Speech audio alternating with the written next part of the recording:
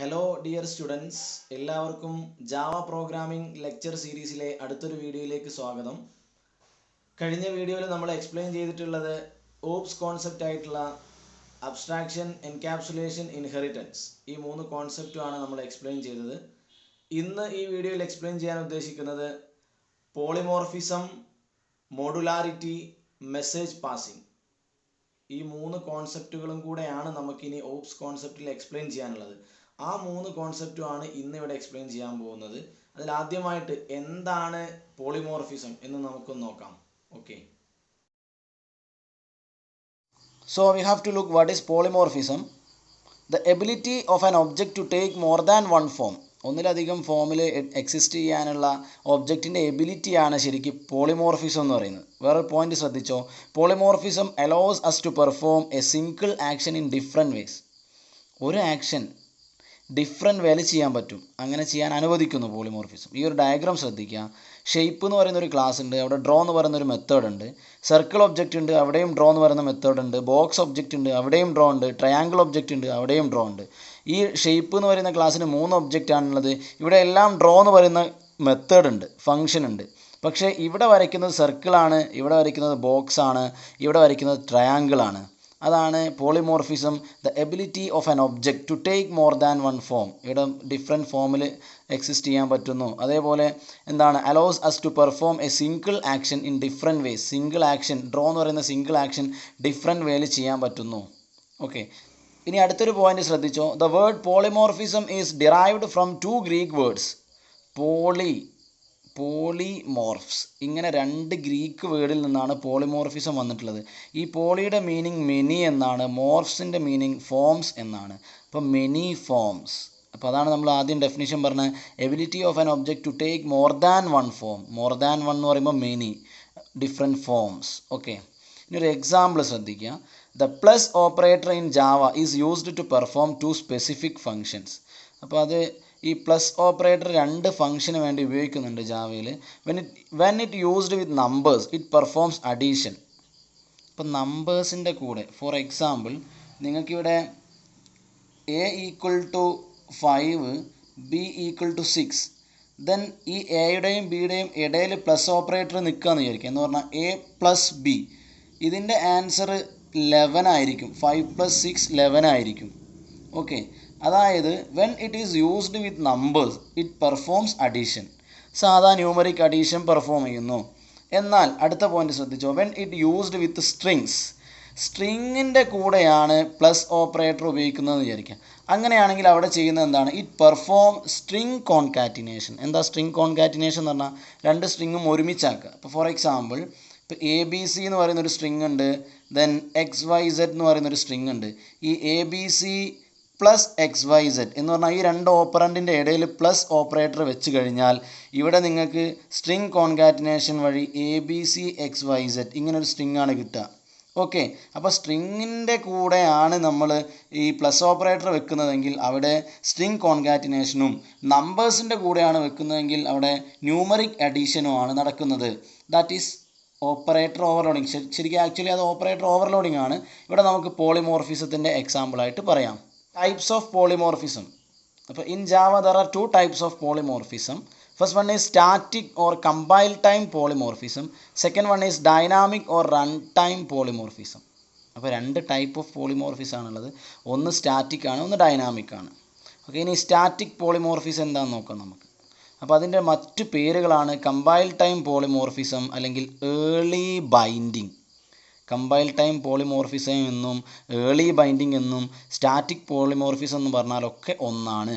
അപ്പോൾ അതിലെ പോയിന്റ് ശ്രദ്ധിച്ചോ, polymorphism that is resolved during compile time is known as static polymorphism. അത് resolve ചെയ്യുന്നത്, പോളിമോർഫിസം റിസോൾവ് ചെയ്യുന്നത് കമ്പൈൽ ടൈമിലാണെങ്കിൽ, കമ്പൈലേഷൻ ടൈമിലാണെങ്കിൽ അതിന് പറയും സ്റ്റാറ്റിക് പോളിമോർഫിസം അല്ലെങ്കിൽ കമ്പൈൽ ടൈം പോളിമോർഫിസം അല്ലെങ്കിൽ ഏർലി ബൈൻഡിങ്. ഓക്കെ, ഇനി അടുത്തൊരു point, the compile time polymorphism can be achieved through method overloading. ഇത് വളരെ ഇമ്പോർട്ടൻ്റ് ആണ്. Method overloading and operator overloading. Operator overloading ആണ് ഇപ്പോൾ നമ്മൾ പറഞ്ഞത്. ഇപ്പോൾ നേരത്തെ ഞാൻ പ്ലസിൻ്റെ ഒരു എക്സാമ്പിൾ പറഞ്ഞല്ലേ, അത് ഓപ്പറേറ്റർ ഓവർലോഡിംഗ് ആണ്. അപ്പോൾ compile time polymorphism can be achieved through method overloading and operator overloading. ഇനി എന്താണ് മെത്തേഡ് ഓവർലോഡിംഗ് നോക്കാം. It is a feature that allows a class to have more than one method having the same name if their argument lists are different. ഇത്രയേ ഉള്ളൂ. ഒരു ക്ലാസ്സിൽ different method ഉണ്ടാവും, പക്ഷെ അതിൻ്റെ ഒക്കെ പേര് സെയിം ആയിരിക്കും. ഒരു ക്ലാസ്സിൽ മോർ ദാൻ വൺ മെത്തേഡ് ഉണ്ടാവും, പക്ഷേ അതിൻ്റെയൊക്കെ നെയിം സെയിം ആയിരിക്കും. സെയിം നെയിം, അതാണ് ഇവിടുത്തെ ഇമ്പോർട്ടൻറ്റ് പോയിൻ്റ്. സെയിം നെയിം ആയിരിക്കും. If there argument list are different, അതിൻ്റെ ആർഗ്യുമെൻറ്റ് ലിസ്റ്റ് ഡിഫറെൻ്റ് ആയിരിക്കും. അതാണ് മെത്തേഡ് ഓവർലോഡിങ്. വളരെ സിമ്പിളാണ്. ഒരു ക്ലാസ്സിന് മോർ ദാൻ വൺ മെത്തേഡ് ഉണ്ടാവും, ആ മെത്തേഡിൻ്റെ ഒക്കെ പേര് സെയിം ആയിരിക്കും, അതിൻ്റെ ആർഗ്യുമെൻറ്റ് ഡിഫറെൻ്റ് ആയിരിക്കും. അത്രയേ ഉള്ളൂ. ഇപ്പോൾ എക്സാമ്പിൾ ശ്രദ്ധിക്കുക. ഇപ്പോൾ ഇവിടെ വോയിഡ് ഫംഗ്ഷൻ, വോയിഡ് FUNC എന്ന് പറഞ്ഞൊരു മെത്തേഡ്, ദെൻ വോയിഡ് FUNC എന്ന് പറഞ്ഞ മറ്റൊരു മെത്തേഡ്, പക്ഷേ അതിൻ്റെ പാരാമീറ്റർ എന്താണ്, ആർഗ്യുമെൻ്റ് എന്താണ്, ഇൻറ്റ് എ. ഫ്ലോട്ട് FUNC എന്ന് പറഞ്ഞൊരു മെത്തേഡ്, അതിൻ്റെ parameter double A. Float FUNC അടുത്തൊരു മെത്തേഡ്, അതിൻ്റെ പാരാമീറ്റേഴ്സ് ഇൻറ്റ് എ ഫ്ലോട്ട് ബി. അപ്പോൾ ഇവിടെ 4 മെത്തേഡ് ഉണ്ട്. ഈ 4 മെത്തേഡിൻ്റെയും പേര് സെയിം ആണ്, നെയിം സെയിം ആണ്, സെയിം നെയിം. പക്ഷേ ഇവിടെ എന്താണ്, ആർഗ്യുമെൻറ്റ് ലിസ്റ്റ് ഡിഫറെൻ്റ് ആണ്. അപ്പോൾ ഈ 2 മെത്തേഡിൻ്റെയും ടൈപ്പും സെയിം ആണ്, ഈ 2 മെത്തേഡിൻ്റെയും ടൈപ്പ് സെയിം ആണ്, പക്ഷേ ആർഗ്യുമെൻറ്റ് ലിസ്റ്റ് എന്താണ്, ഡിഫറെൻ്റ് ആണ്. That is method overloading. ഇനി അതിൽ അടുത്തത് ഓപ്പറേറ്റർ ഓവർലോഡിംഗ് ആണ് പറയുന്നത്.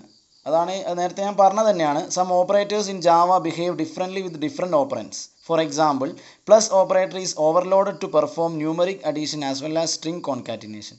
പ്ലസ് നമ്പറിൻ്റെ കൂടെയാണെങ്കിൽ അഡീഷൻ ആയിരിക്കും, സ്ട്രിങ്ങിൻ്റെ കൂടെയാണെങ്കിൽ സ്ട്രിംഗ് കോൺകാറ്റിനേഷൻ ആയിരിക്കും. അത് നമ്മൾ നേരത്തെ ആദ്യത്തെ എക്സാമ്പിളിൽ പറഞ്ഞു.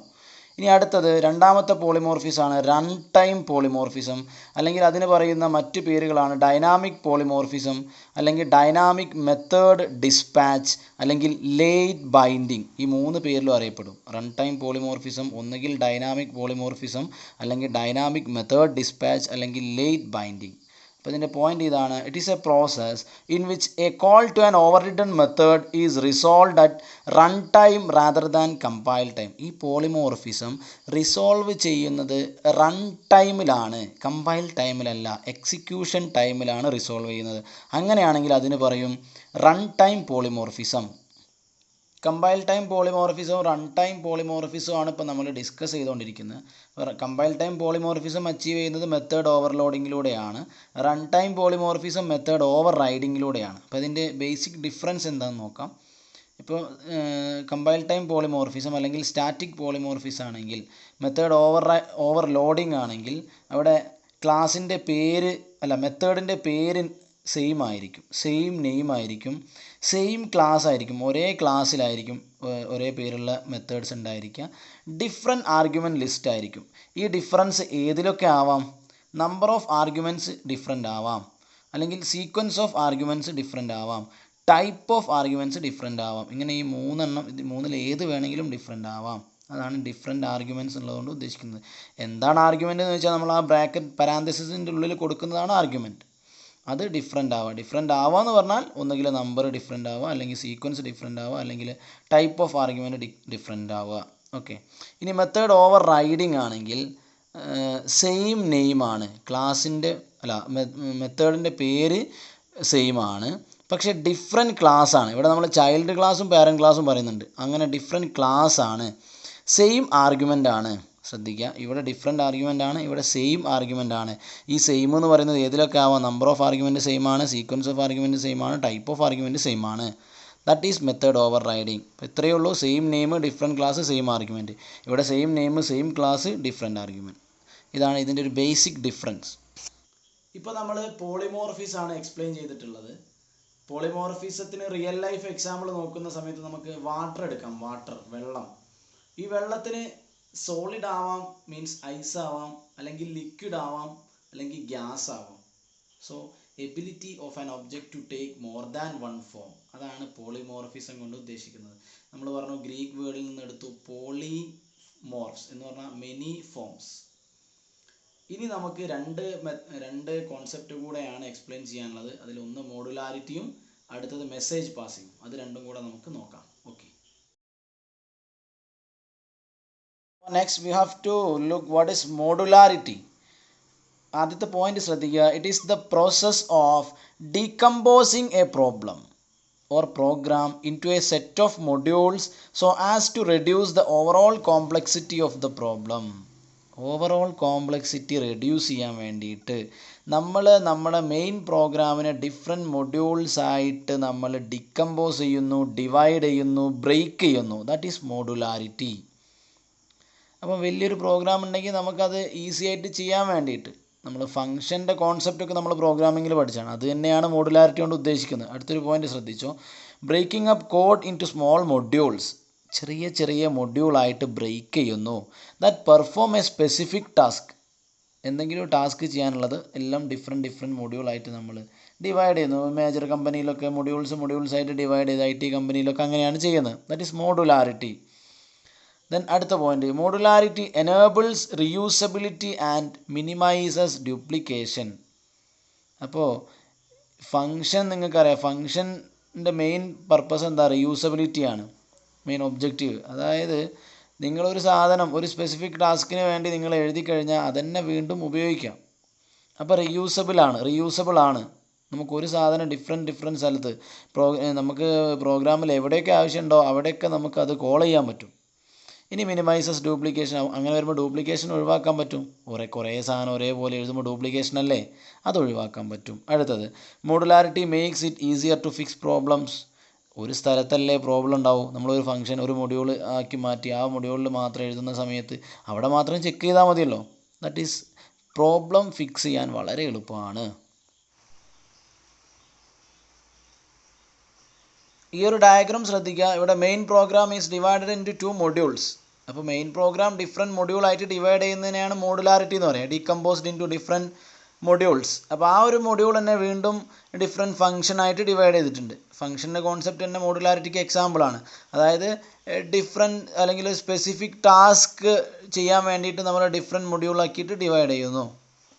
അപ്പോൾ ഈ ഒരു ഡയഗ്രാം നിങ്ങൾ ഓർത്ത് വെക്കുക. അടുത്ത ഒബ്ജക്റ്റ് ഓറിയൻറ്റഡ് പ്രോഗ്രാമിംഗ് കോൺസെപ്റ്റാണ് മെസ്സേജ് പാസിംഗ്. അതിൽ ആദ്യത്തെ പോയിന്റ് ശ്രദ്ധിക്കുക. An object oriented program consist of a set of objects that communicate with each other by sending and receiving information much the same way as people pass messages to one another. നമ്മൾ മറ്റാളുകൾക്ക് message pass ചെയ്യുന്നത് പോലെ, communicate ചെയ്യുന്നത് പോലെ ഒബ്ജക്റ്റുകൾ തമ്മിൽ communicate ചെയ്യുന്നു. By sending and receiving information. ഒബ്ജക്റ്റുകൾ തമ്മിൽ ഇൻഫർമേഷൻ സെൻഡ് ചെയ്യുകയും റിസീവ് ചെയ്യുകയും ചെയ്യുന്നതിനെയാണ് ഇവിടെ നമ്മൾ മെസ്സേജ് പാസിംഗ് എന്ന് പറയുന്നത്. ഓക്കെ, രണ്ടാമത്തെ പോയിന്റ് നോക്കുക. A message. അതിലെ മെസ്സേജ് എന്താണെന്നാണ് ഇവിടെ പറയുന്നത്. മെസ്സേജ് പാസിങ്ങിൽ നമ്മൾ പറഞ്ഞു ഇൻഫർമേഷൻ സെൻഡ് ചെയ്യാണ്, മെസ്സേജ് സെൻഡ് ചെയ്യാണ്. നമ്മൾ കോമൺ പീപ്പിൾ സെൻഡ് ചെയ്യുന്ന പോലെ ഒബ്ജക്റ്റുകൾ തമ്മിൽ സെൻഡ് ചെയ്യുന്നതാണ്. ഇപ്പോൾ രണ്ടാമത്തെ പോയിന്റ് പറയുന്നത് A message for an object is A request for execution of A procedure and therefore will invoke a method in the receiving object that generates the desired result. അതായത് ഇവിടെ എന്താണ് മെസ്സേജ് എന്നുള്ളത് കൊണ്ട് ഉദ്ദേശിക്കുന്നതെന്ന് ചോദിച്ചാൽ നമ്മൾ മെത്തേഡ് കോളിംഗ് ആണ് അല്ലെങ്കിൽ ഫങ്ഷൻ കോളിംഗ് ആണ്. അതായത് ഒരു പ്രൊസീജിയറിൻ്റെ എക്സിക്യൂഷൻ, ഒരു പ്രൊസീജിയർ മീൻസ് ഫങ്ഷൻ അല്ലെങ്കിൽ മെത്തേഡ്, ആ മെത്തേഡിൻ്റെ എക്സിക്യൂഷന് വേണ്ടിയിട്ടുള്ള റിക്വസ്റ്റ്, അതാണ് ഇവിടെ പറയുന്നത്. Message for an object is A request for execution of A procedure. അതായത് ഒരു മെത്തേഡിൻ്റെ എക്സിക്യൂഷന് വേണ്ടിയിട്ടുള്ള request, that is method calling അല്ലെങ്കിൽ ഫങ്ഷൻ കോളിംഗ്. അതിനെയാണ് നമ്മൾ മെസ്സേജ് പാസിംഗ് എന്ന് പറയുന്നത്. ഇനി നിങ്ങളൊരു ഡയഗ്രാം ശ്രദ്ധിക്കുക. ഇവിടെ ഡിഫറെൻറ്റ് ഒബ്ജക്ട്സ് ഉണ്ട്. ഈ ഒബ്ജക്റ്റുകൾ തമ്മിൽ കമ്മ്യൂണിക്കേറ്റ് ചെയ്യുന്നുണ്ട് by sending and receiving information. അപ്പോൾ അതാണ് ഇവിടെ ആരോ മാർക്ക് കാണിച്ചിട്ടുള്ളത്. ഡിഫറെൻറ്റ് ഒബ്ജക്റ്റുകൾ തമ്മിൽ കമ്മ്യൂണിക്കേഷൻ നടക്കുന്നു. അപ്പോൾ നമ്മൾ ആദ്യമേ പറഞ്ഞു ക്ലാസ്സുകൾ തമ്മിൽ കമ്മ്യൂണിക്കേറ്റ് ചെയ്യില്ല, ഒബ്ജക്റ്റുകൾ തമ്മിലാണ് കമ്മ്യൂണിക്കേറ്റ് ചെയ്യുക. ഈ ഒരു ഡയഗ്രാം ഓർത്ത് വെക്കുക. അടുത്ത പോയിന്റ് ശ്രദ്ധിക്കുക. A message passing involves specifying the name of the object, the name of the method and the information to be send. 3 കാര്യങ്ങളാണ് മെസ്സേജ് പാസിങ്ങിൽ ഇൻവോൾവ് ചെയ്യുന്നത്. ഒന്നാമത്തേത് specifying the name of the object. വളരെ important ആണ്. Specifying the name of the object. ഒബ്ജക്റ്റിൻ്റെ പേരെന്താണ് എന്നുള്ളത് specify ചെയ്യുന്നു. രണ്ടാമത്തേത് the name of the method, ഏത് മെത്തേഡാണ് നമ്മൾ കോൾ ചെയ്യാൻ പോകുന്നത്, ഏത് മെത്തേഡിൻ്റെ എക്സിക്യൂഷനാണ് നമുക്ക് വേണ്ടത്, ആ മെത്തേഡിൻ്റെ നെയിം എന്താണ് അത്. And the information to be send, എന്ത് ഇൻഫർമേഷനാണ് നമ്മൾ സെൻഡ് ചെയ്യാൻ ഉദ്ദേശിക്കുന്നത്. അപ്പോൾ ഇത്രയേ ഉള്ളൂ. Message passing involves specifying the name of the object, the name of the method and the information to be send. ഇനി ഈ ഒരു ഡയഗ്രാം ശ്രദ്ധിക്കുക. ഇവിടെ സെൻഡിങ് ഒബ്ജക്റ്റ് ഉണ്ട്, റിസീവിങ് ഒബ്ജക്റ്റ് ഉണ്ട്. ഇവിടെ നമ്മൾ മെസ്സേജ് പാസിംഗ് ആണ് പറയുന്നത്. മെസ്സേജ് ഇവിടെ പാസ് ചെയ്യുന്നു. അപ്പോൾ ഇവിടെ ആക്ച്വലി മെസ്സേജ് പാസ് ചെയ്യാന്ന് പറഞ്ഞാൽ നമ്മൾ പറഞ്ഞു റിക്വസ്റ്റ് ചെയ്യാണ്, ഈ ഒരു മെത്തേഡിൻ്റെ എക്സിക്യൂഷന് വേണ്ടി റിക്വസ്റ്റ് ചെയ്യാണ്. ഇപ്പോൾ റിസീവിങ് ഒബ്ജക്റ്റിലെ മെത്തേഡ്, അതായത് അതിലെ ഫംഗ്ഷൻ, അതിൻ്റെ എക്സിക്യൂഷന് വേണ്ടി റിക്വസ്റ്റ് ചെയ്യുന്നു. ഇപ്പോൾ ഒരു എക്സാമ്പിൾ ഇവിടെ പറയുന്നത് ശ്രദ്ധിക്കുക. Employee dot salary of name. അപ്പോൾ ഇവിടെ ഈ എംപ്ലോയി എന്ന് പറയുന്നതാണ് ഇവിടുത്തെ ഒബ്ജക്റ്റ് നെയിം. എംപ്ലോയി എന്ന് പറയുന്നതാണ് ഒബ്ജക്റ്റ് നെയിം. സാലറി എന്ന് പറയുന്നതാണ് ഇവിടുത്തെ മെത്തേഡ്. ഇപ്പോൾ നമ്മൾ പറഞ്ഞു specifying the name of the object, the name of the method and information to be send. 3 കാര്യങ്ങളാണ് ഉണ്ടാവുക എന്ന് പറഞ്ഞു. അപ്പോൾ ഒന്നാമത്തെ നെയിം ഓഫ് ദി ഒബ്ജക്റ്റ് ആണ്, ഇത് നെയിം ഓഫ് ദി മെത്തേഡാണ്, ഇവിടെ ഇൻഫർമേഷനാണ്. എന്താണ് നമ്മൾ അയക്കുന്ന ഇൻഫർമേഷൻ എന്നുള്ളതാണ് ഈ ഒരു ബ്രാക്കറ്റിൻ്റെ ഉള്ളിൽ നമ്മൾ പറയുന്നത്. ഓക്കെ, ഇതൊരു എക്സാമ്പിൾ ഓർത്ത് വെക്കുക. അപ്പോൾ സിംപ്ലി നമുക്ക് പറയാം calling method of an object from another object is called passing message. ഒരു ഒബ്ജക്റ്റിൽ നിന്ന് മറ്റൊരു ഒബ്ജക്റ്റിലെ മെത്തേഡിനെ കോൾ ചെയ്യുന്നതിനെ calling method of an object, ഒരു ഒബ്ജക്റ്റിൻ്റെ മെത്തേഡിനെ കോൾ ചെയ്യുന്നു ഫ്രം അനദർ ഒബ്ജക്റ്റ്, വേറൊരു ഒബ്ജക്റ്റിൽ നിന്ന്. അതിനെയാണ് നമ്മൾ എന്ത് പറയുന്നത്, message passing or passing message എന്ന് പറയുന്നത്. ഓക്കെ, അപ്പോൾ നമ്മൾ ഒബ്ജക്റ്റ് ഓറിയൻറ്റഡ് പ്രോഗ്രാമിംഗ് കോൺസെപ്റ്റ്സ് എല്ലാം ഡിസ്കസ് ചെയ്ത് കഴിഞ്ഞു. ഇതുവരെ നമ്മൾ ഡിസ്കസ് ചെയ്തിട്ടുള്ളത് objects, classes, abstraction, encapsulation, inheritance, polymorphism, modularity, message passing. 8 എണ്ണം നമ്മൾ ഡിസ്കസ് ചെയ്ത് കഴിഞ്ഞു. ഈ വീഡിയോയിൽ നമ്മൾ അവസാനത്തെ 3 എണ്ണം ഡിസ്കസ് ചെയ്തു. ഇത് വളരെ ഇമ്പോർട്ടൻ്റ് ആണ്, എക്സാമിനേഷൻ പോയിന്റ് ഓഫ് വ്യൂവിൽ ഏറ്റവും ഇമ്പോർട്ടൻ്റ് ആണ്. അപ്പോൾ നിങ്ങൾ നന്നായി പഠിക്കുക. എന്തെങ്കിലും സംശയങ്ങളുണ്ടെങ്കിൽ തീർച്ചയായിട്ടും ചോദിക്കണം. Okay, thank you.